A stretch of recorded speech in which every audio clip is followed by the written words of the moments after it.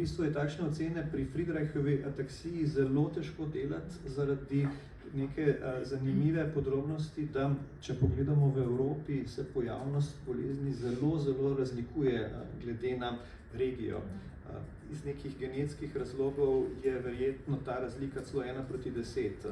Najpogostejša je bolezen predvsem bolj v zahodnih in južnih delih Evrope, potem pa obstaja kot nek tak gradient čez Evropo, kjer se pogostnost potem zmanjšuje. Tako da v resnici ni najbolj enostavno za Slovenijo te ocene narediti. Zdi se, da smo vseeno med tistimi državami, kjer je bolezen redkejša kot mogoče v nekih drugih delih Evrope. Ocene so, da je najbrž v Sloveniji mogoče približno 1 na 100.000 prebivalcev z takšno boleznijo in ocenjujemo, da je najbrž nekaj ljudi takšnih, ki imajo težave, pa nismo genetske diagnoze še postavili.